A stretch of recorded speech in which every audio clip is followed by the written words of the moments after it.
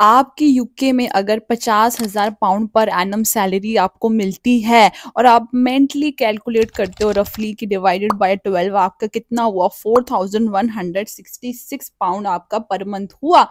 और फिर आप प्लान करते हो कि हाँ, इससे आप वीकेंड ट्रिप्स मार सकते हो, शॉपिंग कर सकते हो, उबर ईट्स कर सकते हो। लेकिन let me remind you one thing, ये जो पूरा होता है ये पूरा आपके हाथ में नहीं आता है, इसका कुछ शेयर जो होती है वो गवर्नमेंट भी लेती है। So this is not your take away my YouTube channel guys. So जो आज की जो वीडियो होने वाली है बहुत ही स्पेशल होने वाली है, जिसमें मैं 50,000 पाउंड पर एनम यूके की सैलरी का ब्रेक डाउन करके बताने वाली हूँ कि कट कटा के 50,000 पाउंड साल अगर किसी की यहाँ पे सैलरी है तो कट कटा के पर मंथ हाथ में कितना। तो नंबर वन जो डिडक्शन होता है वो आपका होता है इनकम टैक्स का। अब जो यूके का इनकम टैक्स होता है वो डिफरेंट होता है यूके के टैक्स से। अब यूके में क्या होता है ना कि जो आपकी अर्निंग का जो 12,570 पाउंड रहता है ना पर्सनल अलाउंसेस, वो आपका टैक्स फ्री होता है, जो कि बहुत अच्छी बात होती है। और जितना भी आप उससे ऊपर अर्न करते हैं, यानी कि 12,571 से लेके 50,000 तक जो आप अर्न करते हैं उस पर 20% डिडक्शन होता है।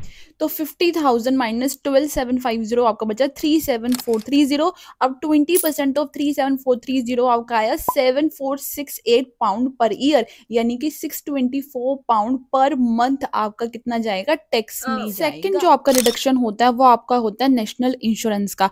अब नेशनल इंश्योरेंस में क्या होता है ना, इसमें जो फंड्स होते हैं वो आपके पेंशन्स और आपके एनएचएस में कंट्रीब्यूट किए जाते हैं।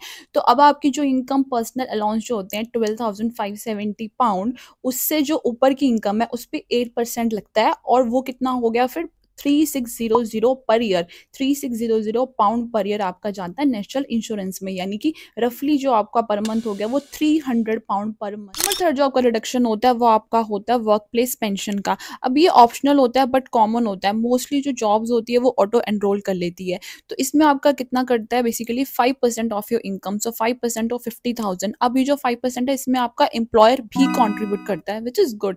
तो आपका 5% ऑफ 50,000 पाउंड का कितना हो गया 2,500 पाउंड पर ईयर। तो ये पर मंथ कितना हो गया 208 पाउंड पर मंथ आपका पेंशन में। एक बार रिकैप कर लेते हैं कि टोटल कितना रिडक्शन हो रहा है और आपको इन हैंड कितना मिल रहा है आखिर में एंड में। तो आपका ग्रोस मंथली कितना था 4,166 पाउंड।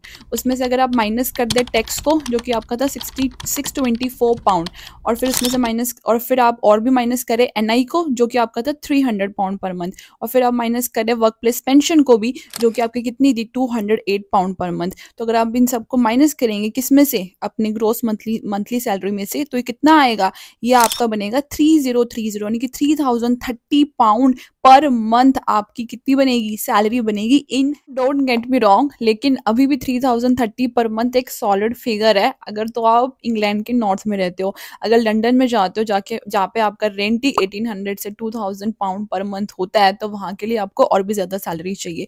तो इसलिए मैं कहती हूँ कि सिर्फ जो भी आपको सैलरी ऑफर में मिल रहा है उस पर फोकस ना किया जाए, रादर इन हैंड आपकी टेक अवे कितनी सैलरी मिल रही है उस पर फोकस किया। आई होप ये वीडियो आपके लिए बहुत ही यूजफुल रही होगी और आपके सैलरी को लेकर जो भी डाउट थे वो सारे क्लैरिफाई हो गए होंगे। Now drop into the comments and let me know if you want me to break down other salaries also, and share it with someone who just got a job offer in the UK. For more such videos, follow Jason England.